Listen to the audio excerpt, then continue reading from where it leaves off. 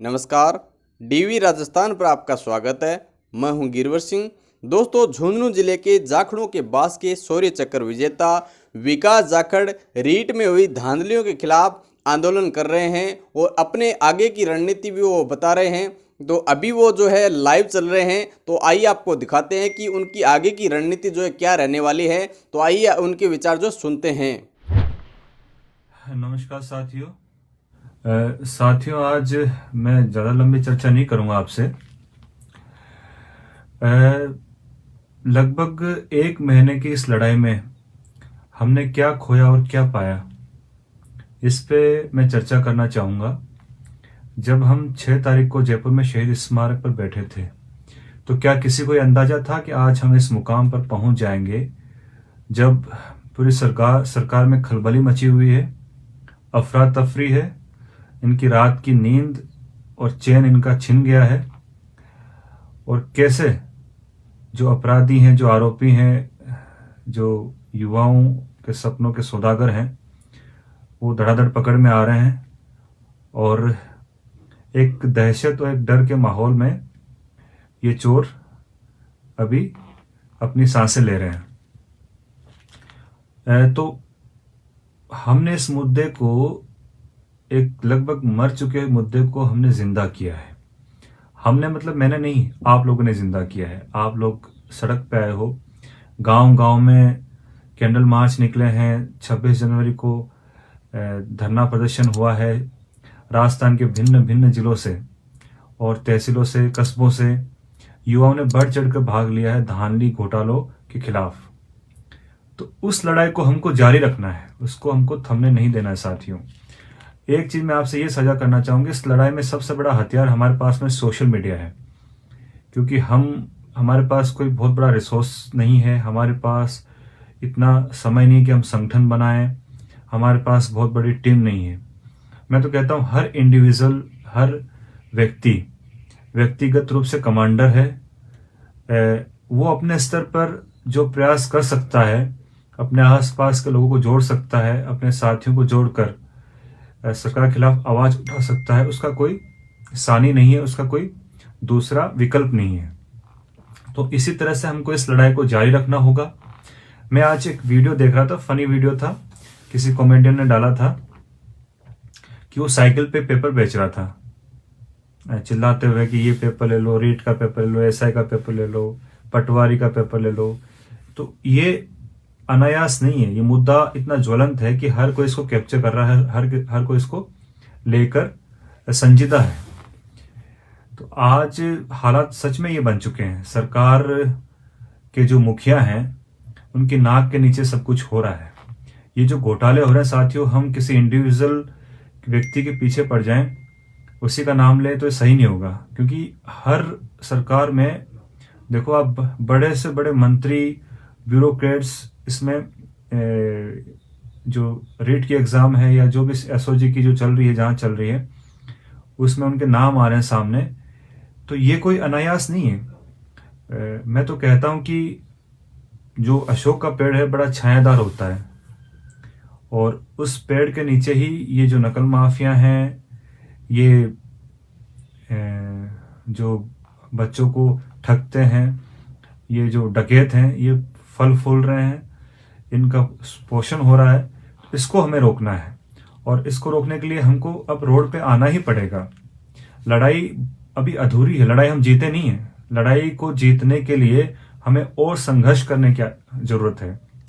किसी भी आंदोलन में, किसी भी संघर्ष में, किसी भी लड़ाई में, यदि आप एक ताकत बनकर उभरना चाहते हो, ताकत बनकर आप किसी को चैलेंज करना चाहते हो, तो उसके लिए आपको रोड पे आना ही पड़ेगा। अपने रूम में बैठकर, अपने कमरे में, अपने घर में बैठकर ट्वीट करना, फेसबुक पर सपोर्ट करना, सोशल मीडिया के थ्रू साथ में जुड़ना, ये अलग बात है। सड़क पर आकर और कंधे से कंधा मिलाकर सरकार को अपनी ताकत दिखाना, वो अलग बात है। तो आज हमें जरूरत है सड़क पर आकर ताकत दिखाने की। उसमें सभी युवा हैं, हमारी बहनें, हमारे जो विद्यार्थी हैं, छात्राएं हैं, वो आए, अपनी ताकत दिखाएं। एक छात्रा जो है, एक हमारी बहन है वो 100 हमारे साथियों के बराबर है, उसकी ताकत का आप अंदाज़ा नहीं लगा सकते। तो उन सबको अब रोड पे आना पड़ेगा। तो उसी कड़ी में हमने आह्वान किया है, आज का जो 5 तारीख का जो सांकेतिक बंद था वो स्वैच्छिक था, हमने किसी को फोर्सफुली बंद करने के लिए नहीं कहा। और साथ ही सबसे अच्छी बात क्या है कि कोचिंग्स, जो राजस्थान में जितनी भी कोचिंग्स हैं उनका सपोर्ट मिलना हमको शुरू हो गया है। कोचिंग्स जो हैं वो खुद आगे बढ़कर सपोर्ट कर रही हैं, कह रही कि हम 2.5 घंटे के आज पूरे दिन अपना बंद रखेंगे और आगे जो भी हमारी मुहिम होगी उसमें वो बढ़ चढ़कर भाग लेंगे। तो कोचिंग का सपोर्ट हमको मिल रहा है। अब इस लड़ाई को हम आगे ले जाते हुए 8 तारीख को हमने राजस्थान के प्रत्येक जिले में कलेक्टर मुख्यालय पर बहुत बड़ा शक्ति प्रदर्शन, युवाओं की जो जायज मांगे हैं, हमारा जो अधिकार है उसके लिए हम प्रदर्शन करेंगे और 1 दिन का धरना देंगे। और वो इतना व्यापक होना चाहिए कि सरकार की आंखें खुल जाएं। उसके बाद में हमको कुछ करने की आवश्यकता ही नहीं पड़े। तो मैं प्रत्येक जिले से जो हमारे साथी हैं, जो मुझसे जुड़े हुए हैं, जो नहीं भी जुड़े हुए हैं, उससे आह्वान करना चाहता हूं कि आप अधिक से अधिक संख्या में जुड़िए, आपस में संगठन बनाइए जिले वाइज, और आपको जो भी सहायता चाहिए, जो जिले के भामाशाह हैं, एक्टिविस्ट हैं, जो समाज सेवी हैं, उनसे आप जाकर सहायता मांगे। क्योंकि विद्यार्थियों के पास पैसा नहीं, गरीब विद्यार्थी हैं, स्टूडेंट है, वो तो खुद कहीं ना कहीं से माँ बाप अपना पेट काट कर उनको पढ़ाते हैं, लिखाते हैं, शहर में पढ़ने का खर्चा भेजते हैं। तो आप लोग उस चीज़ की चिंता ना कीजिए, समाज में बहुत अच्छे लोग भी हैं जो सहायता करने के लिए तैयार हैं। आप उनसे मिलिए, वो सहायता करेंगे और आपको रोड पे उतर के आपको ही लड़ना पड़ेगा। और ये सरकारें जो हमको डर दिखाती ना, ये मुकदमों का, केस करने का, ये कुछ भी नहीं करेंगे यदि आप अपनी ताकत दिखा देंगे। हजारों लाखों की संख्या में यदि आप बाहर निकलेंगे, इनकी हिम्मत नहीं है हम पे हाथ डालने की। तो अपनी ताकत को दिखाइए। 5 तारीख के बाद में हम 8 तारीख को सभी जिला मुख्यालयों पर, कलेक्टर स्थल पर भारी मात्रा में शक्ति प्रदर्शन करेंगे। फिर भी सरकार की आंखें नहीं खुलती हैं तो 14 तारीख को हम विधानसभा घेराव करेंगे बड़े स्तर पर। राजस्थान पहली बार देखेगा कि विधानसभा घेराव कैसे किया जाता है, क्योंकि लोकतंत्र के मंदिर में ऐसे लोग बैठ गए हैं जिसको हमने ही चुन के भेजा है, और इतने अहंकार और घमंड में हैं कि हमारा जो अधिकार है वो ही हम मांग रहे हैं इनसे, वो अधिकार भी इनको देने में मौत आ रही है। बताइए हमने क्या मांग लिया इनसे, ऐसी क्या चीज मांग रहे हैं हम? तो उस लड़ाई को लड़ने के लिए हमको 11 तारीख से विभिन्न जिलों से हम योजनाबद्ध तरीके से कौन से जिले से कब प्रस्थान किया जाएगा जयपुर के लिए, वहां से रवाना होंगे।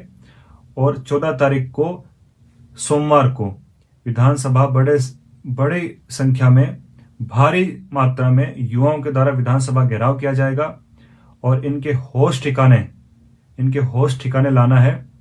इनको हमारी बातों को मानना ही पड़ेगा। अब निर्भर करता है कि ये पहले मान जाए या 14 तारीख को माने।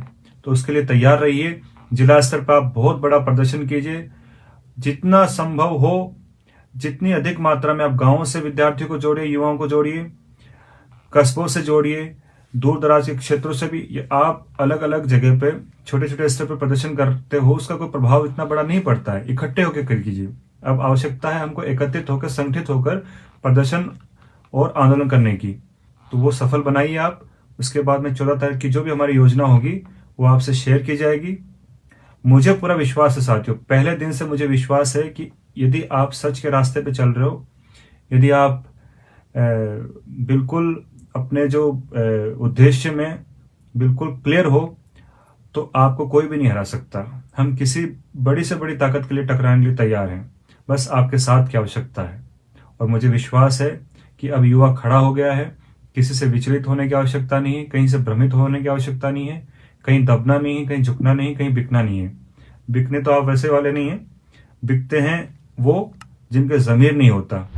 दोस्तों, इस वीडियो के बारे में आपकी क्या राय है, हमें कमेंट करके ज़रूर बताएं। वीडियो को लाइक और शेयर करें। यदि आप विकास जाखड़ को सपोर्ट करना चाहते हैं तो कमेंट में #सपोर्ट विकास जाखड़ लिखना ना भूलें। दोस्तों, जय हिंद, वंदे मातरम।